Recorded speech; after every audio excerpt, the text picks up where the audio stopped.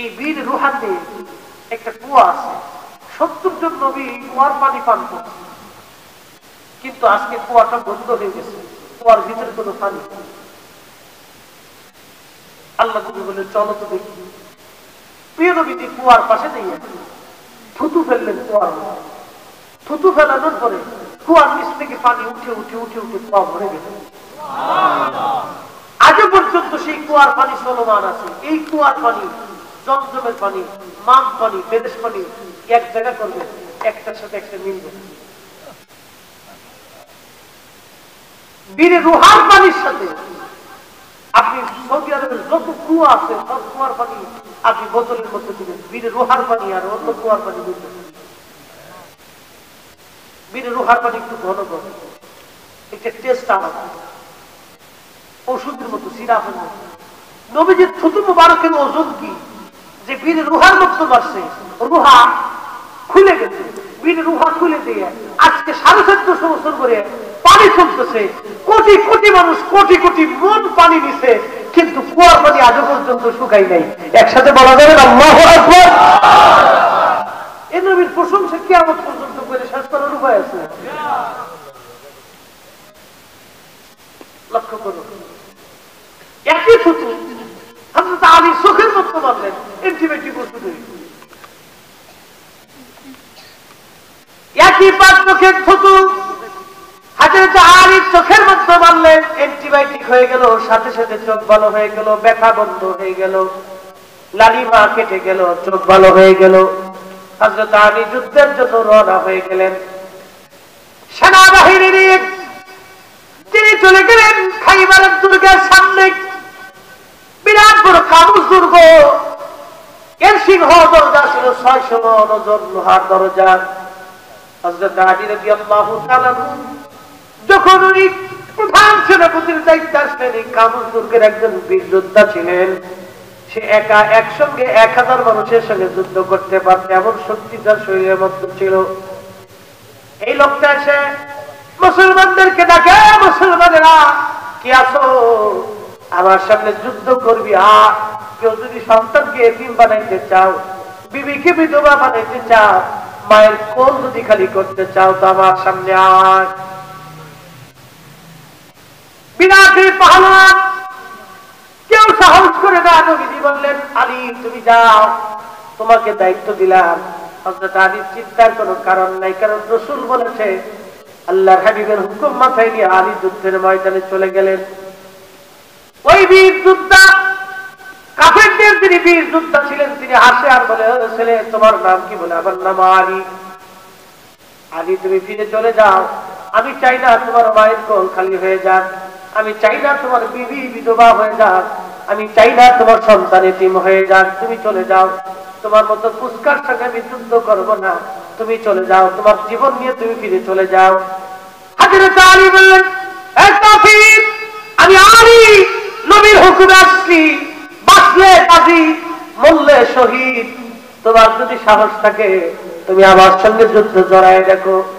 তখন ওই কাফের নিজের তলোয়ার দিয়ে হযরত আলীকে আঘাত করলেন, রণকৌশল দিয়ে সব তলোয়ারের আঘাতগুলি ফিরাইতে লাগলেন। এরপরে হযরত আলী বললেন আরে কাফির, আমার আঘাতগুলি সহ্য করার জন্য প্রস্তুতি নাও, আমার আঘাতগুলি সহ্য করার জন্য প্রস্তুতি নাও। হযরত আলী রাদিয়াল্লাহু তাআলা তিনি ওনার হাতের তলোয়ার দিয়ে বললেন অস্ত্র তুমি প্রস্তুতি নিতে থাকো, কিছুক্ষণ পরে দেখা যাবে কে কে তার মার কোল খালি করে, দেখা যাক তুমি তোমার সমস্ত শক্তি দিয়ে আমার আঘাত সহ্য করার জন্য প্রস্তুতি নাও। হযরত আলী তলোয়ার হাতে নিয়ে বিসমিল্লাহি আল্লাহু আকবার বলে মাথা বরাবর তলোয়ার আঘাত করেছিলেন। বেশি আঘাত লাগে নাই, একটা আঘাত করেছিলেন। মাথার ঢাল, মাথার হেলমেট, তলোয়ার কেটে শরীরের মধ্যে লোহার পোশাক ছিল, যুদ্ধের বিশেষ লোহার পোশাক কেটে একজন মানুষ মাঝখান থেকে ফেরে আলাদা হয়ে হযরত আলী রাদিয়াল্লাহু আনহু তলোয়ার খানা মাটির মধ্যে মুঠা পর্যন্ত গেড়ে গিয়েছিল। বলেন আল্লাহু আকবার। এই শক্তি কি হযরত আলী নিজের শক্তি? জোরে কও না, শক্তিটা দিছে কে? শক্তি তো হযরত আলীরে দিল, আমারে দিল না কে? আমি পরিধি সাথে এই শক্তিটা আল্লাহ দিল না কে? আমাকে এজন্য দেয় না হযরত আলী এই বিশেষ যুদ্ধে আল্লাহ তার রাসূল কর্তৃক সেনাপতি এবং আল্লাহ নবী বলছেন তুমি যাও তাকে প্রতিহত করো। রাসূলের হুকুম না থেকে হযরত আলী গেছে। একটা হলো আল্লাহর কুদরতি ক্ষমতা আর একটা রাসূলের নবুয়তি ক্ষমতা।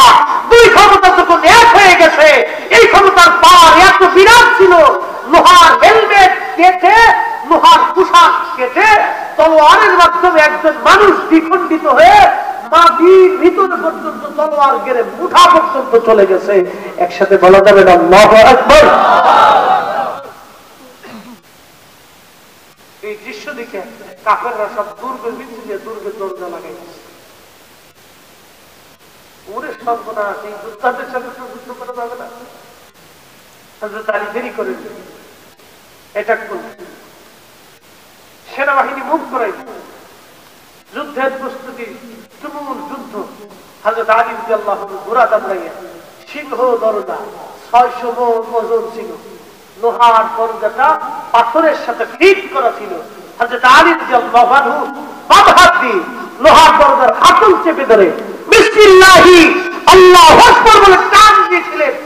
এক টানে লোহার দরজা পাথরের পাহাড়ের সাথে ফিট করা ছিল ভেঙে চুরে হযরত আলী মাথার মধ্যে নিয়ে ঘুরিয়ে কাবুল দুর্গের মধ্যে ছেড়ে দিলেন। কাবুল দুর্গের ভিতর যে মনে হলো এটা একটা সোলা সোলা ছিল,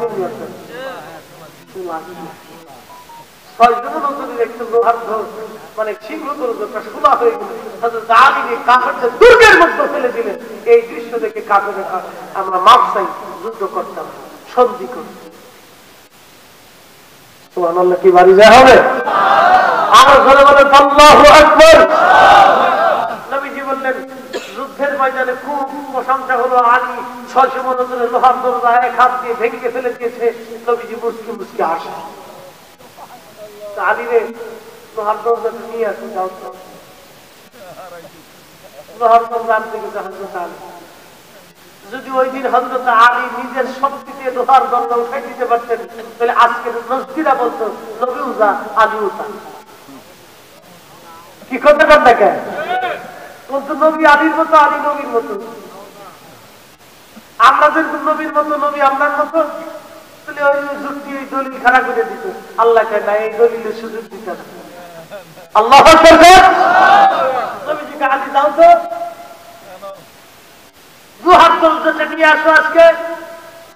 হযরত আলী রাদিয়াল্লাহু আনহু লোহার দরজার কোনা ধরে উঠাইতে টান দিছে, এক হাত দিয়ে নড়াচড়া করে, আর এক হাত দিয়ে টান দিছে, নড়াচড়া করে, সমস্ত শক্তি দিয়ে টান দিছে। প্রত্যেক লোক মুখের পুরা থেকে গাম বের হয়ে আসছে, পানি শরীর থেকে বের হয়ে আসছে, কিন্তু লোহার দরজা নড়াচড়া করে। একসাথে বলেন আল্লাহু আকবার। তাহলে এই ক্ষমতা কি আলীর ক্ষমতা না নবীর নবুয়তি ক্ষমতা, নবীর ইজ্জতের ক্ষমতা? আল্লাহ রাব্বুল আলামিন তার রাসূলের জবানের পার এত বিরাট করে দিয়েছিলেন, 600 মণ ওজনের লোহার দরজা সাহাবী টেনে ভেঙে ফেলে দিয়েছে। কারণ মুসলমানদের বিজয় হলেই নবী দায়িত্ব দিয়েছে। একসাথে বলা যাবে আল্লাহু আকবার। আমরা ছুটিরা অল্প ওয়াজ করলে কি লাভ, শুনলে কি লাভ? লাভ হবে তার আমলে, আমলও লাভ হবে না নবী প্রেম না থাকলে দিলে। নবী প্রেম থাকলে দিলে লাভ হবে খুব আমলে। সুপারিশ করবেন নবী রোজ হাসরের ময়দানে। জ্ঞানী যারা বুঝে তারা শুধু ইশারা, নাদানের বুঝাইতে পারে আছে কে কোথায়। জ্ঞানীর মতো জ্ঞানী হলে অল্প কথাই বুঝে, কচুর মতো কচু বলে অল্প জানেই শিবে। কথা কোন ঠিক না বেঠে? আল্লাহুম্মা সাল্লি আলা মাওলানা মুহাম্মাদ ওয়া আলা আলিহি।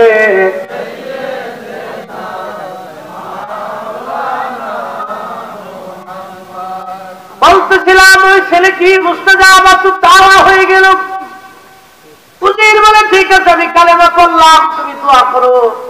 আব্দুল্লাহ ইবনে তামির দোয়া করি, ইয়া রাব, আপনি উজিরের চোখ ভালো করে দেন। চোখ ভালো হয়ে গেল সাথে সাথে। সুবহানাল্লাহ বলা যাবে না? দেরি হয়েছে না? সাথে সাথে সাথে সাথে ঈসা নবীর উম্মতের মর্যাদা যদি এটা হয়, তাহলে আপনারা বলেন আমার নবীর উম্মতের দাম কত? আহা আহা বাজান রে, আমরা অলি চিনলাম না, অলি চিনলাম না, সিন্নি খাইলাম কিন্তু মোল্লা চিনলাম না, সিন্নি খাইলাম কিন্তু মোল্লা চিনলাম না, সিন্নি খাইলাম কিন্তু মোল্লা চিনলাম না।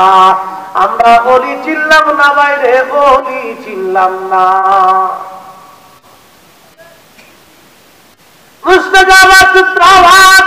দোয়া করতে দেরি হয়, উজিরের চোখ ভালো হতে দেরি হয় নাই, চোখ ভালো হতে দেরি হয় নাই, সঙ্গে সঙ্গে চোখ ভালো হয়ে গেল। চোখ যখন ভালো হয়ে গেছে, উজির চলে গেল রাজ দরবারে। বাচ্চা ডাক দিয়ে বলে, উজির চোখ ভালো কেমনে হইল রে? বলে, আমার আল্লাহ চোখ ভালো করেছে। তোর আবার আল্লাহ কেডা? আমি ছাড়া কি আর আল্লাহ কেউ আছে? বলে, হা, তোমারও আল্লাহ আমারও আল্লাহ, তোমারও রব আমারও রব, তোমারও খালিক আমারও খালিক, সমগ্র বিশ্ব ভূমণ্ডলের যিনি খালিক তিনি আল্লাহ। বলে, উজির এই বিদ্যা কোথা থেকে শিখছিস?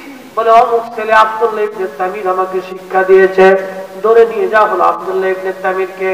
আব্দুল্লাহ রে, তুমি তো জাদু বিদ্যা ভালো শিখছো, চোখ ভালো হয়ে গেছে। আব্দুল্লাহ ইবনে তামির বলে, বাচ্চা, জাদুর মাধ্যমে চোখ ভালো করি নাই, আমার মালিক আমার আল্লাহ চোখ ভালো করেছে। বলে, ওই আল্লাহটা আমার কে? বলে, ওই আল্লাহটা তোমারও আল্লাহ আমারও আল্লাহ। বলে, রে আব্দুল্লাহ, এই বিদ্যা করে কে শিক্ষা দিছে? বলে, অমুক পাত্রী শিক্ষা দিছে। ধরে নিয়ে গেছে পাত্রীকে। পাত্রী, কোথায় পাইছো এই বিদ্যা? পাত্রী বলে, আমি আল্লাহ আল্লাহ।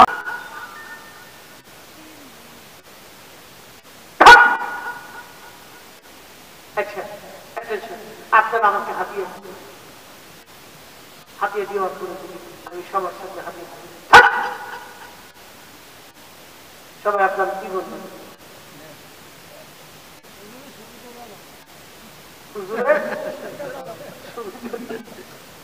কারণ আপনারা সবাই কষ্ট পেয়েছেন। কি কথা ঠিক না? কি পাইছেন? কষ্ট পেয়েছেন, বিরাট বড় কষ্ট পেয়েছেন। যে দাওয়াত দিছে সে বেশি কষ্ট পেয়েছে।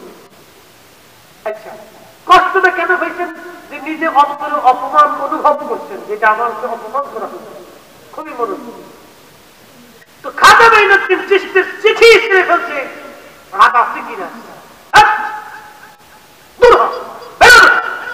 মুসলমানদের কোন জায়গা হবে না, বেরো।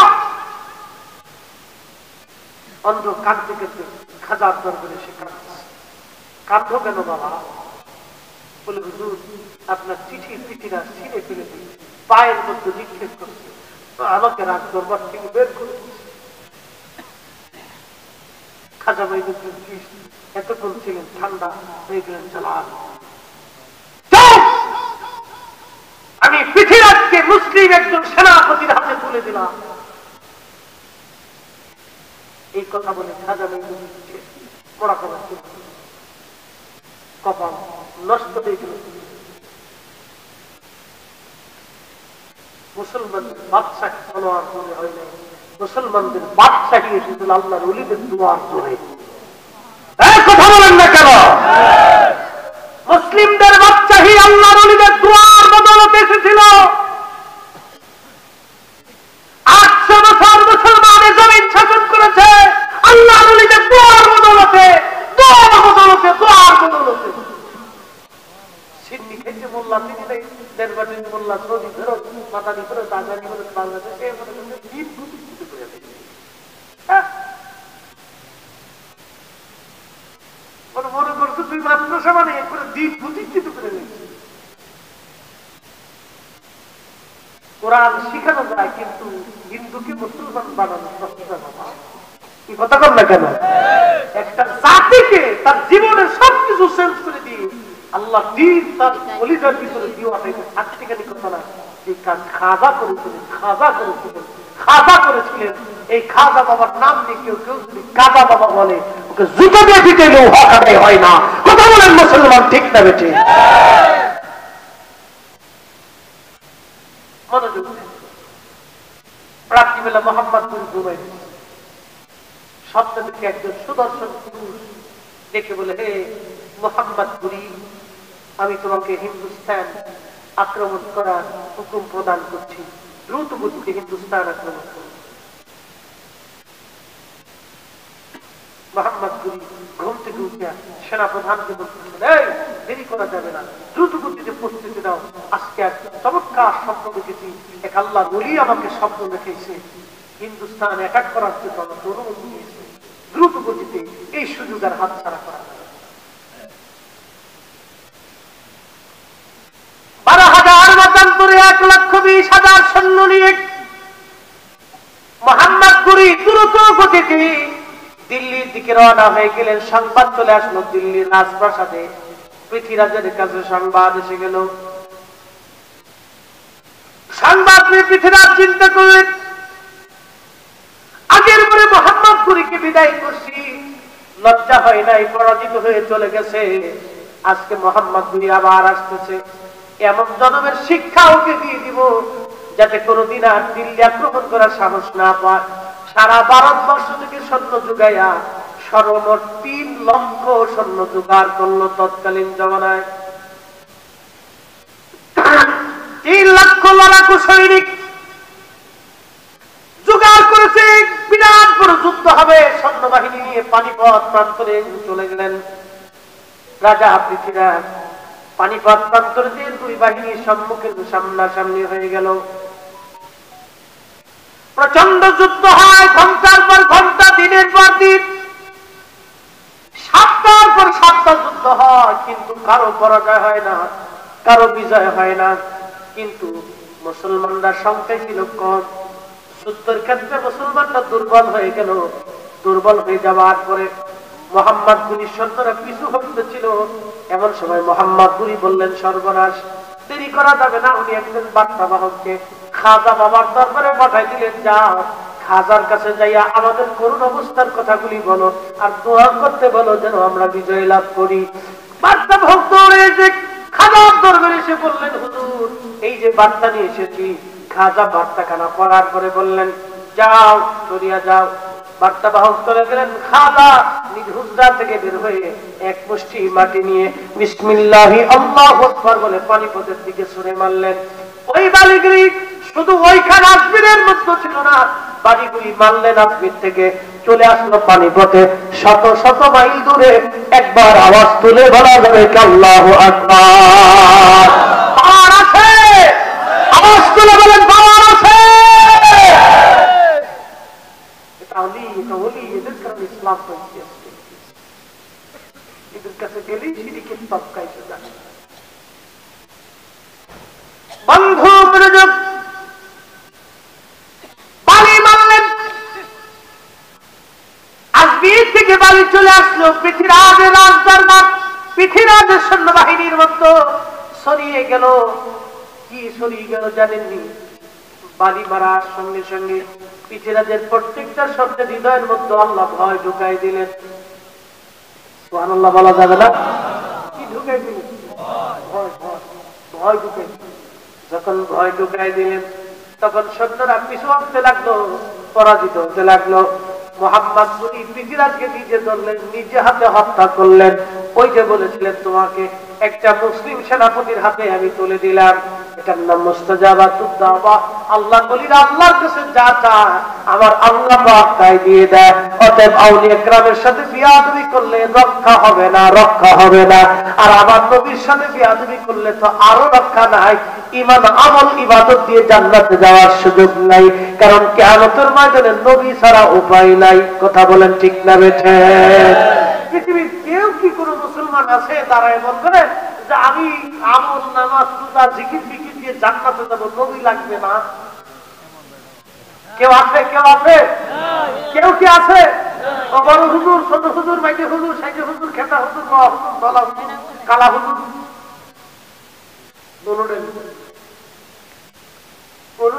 যদি নাই থাকে তাহলে আমরা রসুলের প্রশংসা করলে চলে কি? কথা তো এইটা কি? কথা ঠিক না?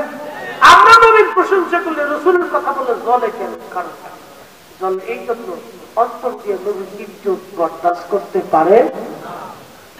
সমস্যা নেফাক হচ্ছে নেফাক। ওয়ালিল্লাহিল ইজ্জাতি ওয়ালিল্লাহিল ইজ্জাতু ওয়ালিরুসুলিহি ওয়ালিল মুমিনিনা ওয়ালাকিন্নাল মুনাফিকিনা লা ইয়ালামুন। ওয়ালিল্লাহিল ইজ্জাতু ওয়ালিরুসুলিহি, ইজ্জত আমি আল্লাহর জন্য, আপনি নবীর জন্য, আমার ওলির জন্য। যারা ইজ্জত বুঝে না তারা মুনাফিক। বন্ধ হয়ে মনোযোগ। মুসলমানদের বিজয় হয়ে গেল, এই উপমহাদেশে মুসলমানদের দ্বার উন্মুক্ত হয়ে গেল। আজও পর্যন্ত হিন্দু, শিখ, অন্যান্য ধর্মের মানুষগুলি খাজার দরবারে যায়, কারণ জানে উনি এমন একজন ব্যক্তি যার কাছে পুরা ভারতবর্ষ মাথা নত করেছিল। তলোয়ারের জোরে না, তলোয়ারের জোরে না, খুদাই মদদে উনার সাথে সব মানুষগুলি মাথা নত করেছিল। এমন একজন ব্যক্তিকে আমার আল্লাহ এই জমিনে পাঠিয়েছিলেন। বন্ধু মনোযোগ লাগান। এই জন্য ওনাদের সঙ্গে বিয়াদবি করলে তার কপালে খারাপই আছে, কষ্ট আছে। এই জন্য আল্লাহ কোরআন শরীফে তাদের ফসলার কথা কোরআনে বলে দিয়ে গেছেন। এই যুবকটি সুরের মধ্যে যখন তাকে শহীদ করে দেওয়া হলো, হাজার হাজার মানুষ কালেমা পড়ে ফেললেন। তখন বাদশা বললেন, চাইলাম কি হইল কি, এখন কি করা যায়? এখন এই মানুষদেরকে কিভাবে নিবৃত্ত করা যায়?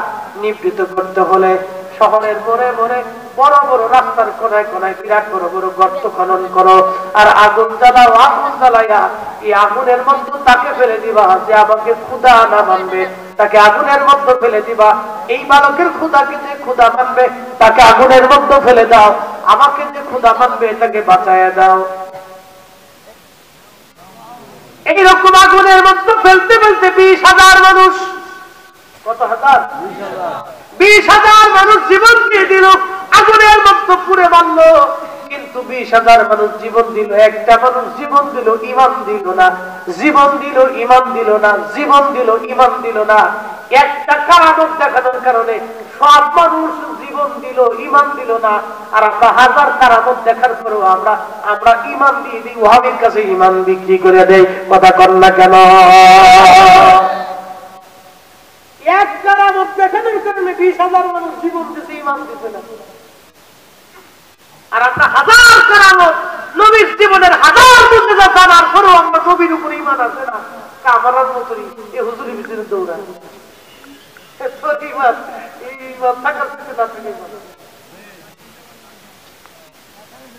হ্যাঁ,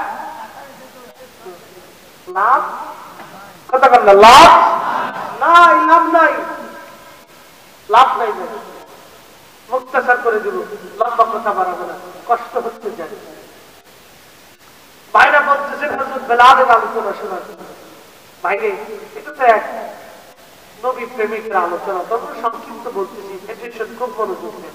তাহলে এরা কি করলো? জীবন দিছে, ইমান কথা বল, জীবন দিছে, ইমান নেই নেই। শেষ পর্যন্ত এক নারীর কোলের মধ্যে বাচ্চা, দুধের বাচ্চা, ওই মাকে ধরে নিয়ে যা হচ্ছে আগুনের লেলিহান শিখার মহিলাকে ইতস্তত করতেছে। যেমন বাচ্চাটা মা না দিচ্ছে, মা সন্তানের মায়ের, তো বাচ্চার কথা চিন্তা করে মা খালি কিছুটার দিকে আসছে। বাচ্চার জবান খুলে বাচ্চা বলে, মা। বাচ্চা বললেন, এই পাখিকে চুলের মধ্যে চড়াইয়া মাথার মধ্যে করাত চাপায়া করাত দিয়ে ফেরে ফেরে ওকে হত্যা করে ফেল। ও হয় জীবন দিবে, না হয় ইমান ছেড়ে দিবে। ও আমাকে ক্ষুধা যদি মানে তাহলে ছেড়ে দে, আর আমাকে ক্ষুধা যদি না মানে তাহলে ওকে মেরে ফেলে দে। আমরা আজকে সুন্নি বিদায়, আজকে আমাদেরকে কিন্তু মারছে, কথা বল নাকি মারছে? খাবার বন্ধ করে দিচ্ছে, ব্যবসা বন্ধ হয়ে গেছে। সেদিন ইমানের জন্য সেদিন কি মানুষগুলি কি করুন ট্যাক্স ছিল, মাথার মধ্যে করার চাকরি করার চালানো শুরু করে। পাত্রী মাথার থেকে করার চাপতে চাপতে চাপতে চাপতে ছেড়ে 2 খণ্ড করে দেওয়া। জীবন দিল কিন্তু ইমান দিল। জীবন দিল কিন্তু ঈমান দিল না। ভাই ঈমান কিন্তু কচু পাতার পান না। যুগে যুগে এই মানুষগুলি নিজের জীবনের বিনিময়ে ঈমানকে ধরে রাখছে, জীবন দিছে কিন্তু ঈমান দামি জিনিস, অনেক দামি জিনিস। শুনে খুব মনে পাত্রকে ফেলে ফেলে যাও। এবার বলে আব্দুল্লাহ ইবনে তামিম তুই কি ছাড়বি? তোকে হত্যা করা হবে। বলে সব দিয়ে দিতে পারি কিন্তু ঈমান দিতে। শুলের মধ্যে সরাইয়া বাদশা বুক লক্ষ্য করে তীর ছুঁড়ে মারে। তীর গুলি আব্দুল্লাহ ইবনে তামিমের বুকের সামনে এসে আস্তে করে নিচে পড়ে যায়, কিন্তু বুকের মধ্যে তীর ঢুকে যায়। একসাথে বলে তো আল্লাহু আকবার, আরো জোরে বলুন আল্লাহু আকবার। এটা হলো মুস্তাজাবাতুদ দাওয়া, ইসমে আযমের খেলা। বুকের সামনে থেকে তীর নিচে পড়ে। বাচ্চা বলে কি রে, এইভাবে মারবে না তো, নিয়ে চলে যা, পাহাড়ের উপর থেকে ফেলে দেখ। পাহাড়ে নিয়ে চলে যাওয়া হলো ছেলেটাকে। পাহাড়ের উপর থেকে যখন নিয়ে যাওয়া হয় তখন ছেলেটা দোয়া করে, আল্লাহ এই জালিমদের থেকে আমাকে বাঁচাও। সাথে সাথে পাহাড়ের মধ্যে ভূমিকম্প শুরু হয়ে গেল। পাহাড় বাজার ভূমিকম্পের কারণে কাঁপতে লাগলো। কাফের সৈন্যরা পাহাড় থেকে পড়ে পড়ে গেল। আব্দুল্লাহ ইবনে তামিম পাহাড় থেকে নেমে আবার রাত দরবারে ফিরে আসলেন। বাদশা বললেন, আব্দুল্লাহ কিভাবে তুমি বাঁচলা? আব্দুল্লাহ বলেন, ওই আল্লাহ আমাকে বাঁচাইছে, বাঁচানোর মালিক আল্লাহ।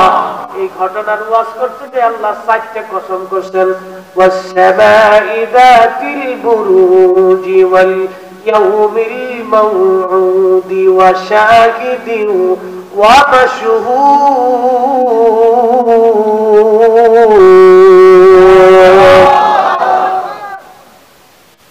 এই ঘটনার ওয়াজ করতে যে আল্লাহ 4টা কসম করছেন। সূরা দরকার কোরআনে ওলি আল্লাহর কথা নেই। আরে খানা তো চোখের ভিতরে শয়তানে প্রস্রাব করছে। প্রস্রাব যদি না করতে তো কোরআনে বুঝে ফাঁসতে কেন? আল্লাহ এই ওলির জীবনী বলতে যাই আল্লাহ 4টা কসম করছে। এই 4টি খালি কথা নিয়ে আল্লাহ নিজে কসম করতেছে। ওলি আল্লাহর জীবন থেকে ছেলের সাথে নদী পারিছে না, এটা কলাগাছ দিয়ে নদী পারিছে। কত বড় সূরা চিন্তা করতে পারছে? আন্তর্জাতিক সূরা। দেখছো কলা, খাইছো কলা, মরার পরে পাবো কলা, ওর জীবনে আছেই কলা। এরকম দেশে বহু দুষ্ট বের হয়ে গেছে ভাই। আপনি টুপি মাথায় দিয়ে জুব্বা গায়ে এই দুষ্টগুলি আপনাদের বেশি না। বন্ধু খুবই মনোযোগ ভাইরে, এই ঈমানের জন্য কঠিন ত্যাগ তাদের মধ্যে ছিল। বন্ধু খুবই মনোযোগ দিয়ে শুনেন। যখন ছেলেটাকে বলা হলো সমুদ্রের মধ্যে নিয়ে চলে যাও, সমুদ্রের মধ্যে ছেড়ে দাও, দেখি কে তাকে বাঁচায়। সমুদ্রের মধ্যে নিয়ে যাওয়ার পরে ছেলে দোয়া করে, আল্লাহ জালিমদের থেকে আমাকে বাঁচাও। সঙ্গে সঙ্গে সমুদ্রের মধ্যে তুফান শুরু হয়ে গেল, ঝড় তুফান। বিরাট এই তুফানে কাফের সৈন্যরা জাহাজ ডুবে মরে পড়ে গেল, মরে চলে গেল। কিন্তু এই ছেলেটা সমুদ্র থেকে বেঁচে ফিরে হেঁটে হেঁটে রাত দরবারে যাওয়ার পরে বাদশা বলল, যুবক বালক রে, কিভাবে তুমি বাঁচলা? বলে, আমার আল্লাহ আমাকে বাঁচাইছে। বলে, বালক তুই কি মরবি না? কাহা মারবো? কিভাবে তুমি মারা যাবা? বালক বলতেছে, বাচ্চা আমাকে মারতে হলে একটা কাজ করো, সারা ইয়ামান দেশের মানুষকে তুমি এক জায়গায় একত্রিত করো। একত্রিত করে তুমি সারা এলাকার মানুষ একত্রিত করে আমাকে শুলের মধ্যে চড়াইয়া তুমি একটা দোয়া পড়ে, প্রকাশ্য ভাবে জোরে জোরে দোয়া পড়ে একটা তীর হাতে নিয়ে আমার বুক লক্ষ্য করে তীর মারবা, আমার শরীর লক্ষ্য করে তীর মারবা, তাহলে আমি শহীদ হব, নতুবা আমাকে পৃথিবীর কেউ মারতে পারবা না। বলে, কি বলো? বলে, দোয়াটা হলো রব্ব বিসমিল্লাহি রব্বি হাযাল গোলাম, বিসমিল্লাহি রব্বি হাযাল গোলাম। এই কথা বলে তুমি আমার দিকে তীর ছুঁড়ে মারবা। তীর ছুঁড়ে মারার পরে আমি মৃত্যুবরণ করব। এর আগে তুমি যত চেষ্টা করো আমাকে মারতে পারবা না। একসাথে বলেন সুবহানাল্লাহ। আউলিয়া কিরামের ইজ্জতের হেফাজতকারী যারা বলেন কে? আল্লাহ আল্লাহ আল্লাহ। এজন্য খাজা মাইনুদ্দিন চিশতির দরবারে হিন্দুরাও যায়। কি কথা কেন যায় না? যায়। কিসের জন্য যায়? যদি আমার মা কাছে যদি আমার মঞ্জুর হয়, এই জন্যই যায়। যদি আমার মনের আশা মনের আশা মঞ্জুর করার লিখে দিশে না পাই, ও হিন্দু, ও শিখ, ও খ্রিস্টান, ও বৌদ্ধ খাজার দরবার চলে বলে খাজা কি দিবে?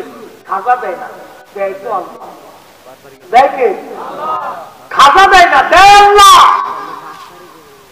কিন্তু খাজার কাছে গেলে হবে কেন? এজন্যই হবে আমরা দোয়া করার, আল্লাহ আমাদেরকে দোয়া করার জন্য আল্লাহ অনুমতি দিছে, কিন্তু দোয়া করার মতো যোগ্যতার হাত আমাদের নাই। কি কথা কর না কেন? আছে কি আছে? কিন্তু আমরা তো সবাই পাপী। আমাদের শরীরে গুনাহ, জবানে গুনাহ, হাতে গুনাহ, চোখে গুনাহ, কানে গুনাহ, পায়ে গুনাহ, সব জায়গায় গুনাহ। এই দুনিয়ার এই অপবিত্র শরীর নিয়ে, এই অপবিত্র হাত নিয়ে যখন আল্লাহ তোমার হাত বাড়াই, আল্লাহকে দূর পেটা গুনাহগার, বোঝাঘাতা, অপবিত্র। এটাও এটাও যখন মঞ্জুর হয় না তখন চিন্তা করে হাজরত শাহজালাল ইয়াসিনের হাত তো ময়লা যুক্ত ছিল না, এটা তো পবিত্র ছিল, তাই ওনার কাছে যাই, ওনার কাছে বসে আল্লাহ আমি তো তোমার অলির দরবারে আসছি, আল্লাহ এই তোমার অলি ঘুমাইতেছে, আল্লাহ তোমার এই অলির খাতিরে আমার আজকে দোয়া মঞ্জুর করো। আল্লাহকে আমার বন্ধুর উসিলা দিলি, দোয়া দিলি, যা মঞ্জুর করে দিলাম, মঞ্জুর করে দিলাম। কারণ ইন্না রাহমাতুল্লাহি করিবুম মিনাল মুহসিনিন, আমার রহমত মুহসিন বান্দাদের নিকটবর্তী। আল্লাহর রহমত আল্লাহর ওলিদের নিকটবর্তী, এজন্য দোয়া মঞ্জুর হয়। বন্ধু খুবই মনোযোগ, হাজার হাজারে লাখে লাখে মানুষ দেখার জন্য আসছে। বিরাট ঘটনার সমাপ্তি আজকে হবে, আব্দুল্লাহ মারা যাবে। এই ঘটনা দেখার জন্য হাজারে হাজারে মানুষ উপস্থিত। আব্দুল্লাহ ইবনে তামিম রাহিমাহুল্লাহ যখন উনি চুলের মধ্যে চড়াইয়া ওই বালক বাচ্চা একটা তীর হাতে নিয়ে বলতেছে বিসমিল্লাহি রাব্বি হাদাল গুলাম, এই দোয়া পড়ার পরে তীর যখন ছুঁড়ে মারছে তখন তীরটা তার কপালের এখানে মাথার মধ্যে এসে লাগলো। প্রথম আঘাত এসে লাগার সঙ্গে সঙ্গে আব্দুল্লাহ ইবনে তামিম শহীদ হয়ে গেলেন। আব্দুল্লাহ ইবনে তামিম শহীদ হয়ে গেলেন। যখন উনি শহীদ হয়ে গেলেন তখন হাজার হাজার নাজরাতবাসী ওরা বলে উঠলো, আমরা এই বালকের আল্লাহর উপরে ঈমান আনলাম, আমরা এই আল্লাহকে আল্লাহ বলে স্বীকার করে নিলাম। একবার আওয়াজ তুলে বলা যাবে আল্লাহু আকবার। এটা খাজা, খাজার নাম শুনলে চোরের দলকে খাজা বাবা না খাজা বাবা। ওরে বেয়াদব তুই শোন, এই খাজা বাবার জন্য আজকে কালেমা পাইছি রে ভাই। কি কথা কর না কেন? এই খাজা বাবার জন্য রে আজকে ঈমান পাইছি রে ভাই। এই খাজা বাবার জন্য রে ভাই আজকে আযান পাইছি রে ভাই। নালি তুমি তারে আযান দিবা, তোর ঢোলটারে কেটে জমিনের মধ্যে ভাসাই দিত, মাটির মধ্যে পুঁতে দিত, তুই আযান দিবি, তোর জিহ্বা কেটে দিত। এই খাজা খাজা খাজা খাজা খাজা, এই খাজার জন্য আযান পাইছি, এই খাজার জন্য কালেমা পাইছি। মুহাম্মদ ঘুরি যখন সীমান্তের সিন্ধের সীমান্তে যখন তিনি 12,000 সৈন্য নিয়ে বিশ্রাম করতেছিলেন, রাত্রিবেলা ঘুমান, খাজা আজমিরির দরবারে ওই যে পৃথিবীরাজের রাজ দরবারে একজন কর্মচারী চাকরি করত। কর্মচারীটা অন্ধ ছিল, কিন্তু চোখ অন্ধ হতে পারে, তার দিলটা আমার আল্লাহ অন্ধ বানান নাই। খাজার দরবারে যে অন্ধ কালেমা পড়ে মুসলমান হয়ে গেলেন। যখন অন্ধ কালেমা পড়ে মুসলমান হয়ে গেলেন, এই অন্ধ যখন ফিরে আসছে পৃথিবীরাজের রাজ দরবারে, পৃথিবীরাজ বলে দিল আমার রাজ দরবারে কোনো মুসলমানদের জায়গা হবে না, বের করে দাও এই অন্ধকে। অন্ধ চলে আসলো। খাজার দরবারে এসে বলে, হুজুর ওগো খাজা, আপনার কাছে কালেমা পড়ার জন্য ব্রিটিশরাজ আমাকে রাজ দরবার থেকে তাড়াই দিচ্ছে। আমি গরিব মানুষ, অন্ধ মানুষ, যদি চাকরি চলে যায় বাচ্চা কাচ্চা ক্ষুধার্ত থাকবে। খাজা, আমি আপনার কাছে আসছি, আপনি একটা চিঠি লিখে দেন পৃথিরাজের কাছে, কারণ আপনি চিঠি লিখলে পৃথিরাজ মানতে পারে। তখন খাজা চিঠি লিখলেন। মুসলিম ফকির খাজা মাইনুদ্দিন চিশতি আজমিরি বলতেছি, আপনার একজন কর্মচারী আমার কাছে কালেমা পড়ে মুসলমান হয়েছে, অন্ধ, চাকরিচ্যুত করেছেন। আমি খাজা আজমিরি অনুরোধ করতেছি আপনি তার চাকরিটা বহাল দিয়ে দেন, কারণ সে গরিব মানুষ। চিঠিখানা নিয়ে অন্ধ বলতেছে, বাচ্চা, খাজার দরবার থেকে চিঠি আসছে, চিঠিখানা পড়েন। চিঠিখানা হাতে নিয়ে পড়ার পরে খাজা মাইনুদ্দিন চিশতির চিঠিখানা পৃথিরাজ টেনে ছিঁড়ে ফেলে দিয়ে নিজের পায়ের মধ্যে ছেড়ে দিলেন। চিঠিখানা যখন ছিঁড়ে ফেলে দিচ্ছে, তখন কি সে খাজাকে সম্মান করছে না অসম্মান করছে?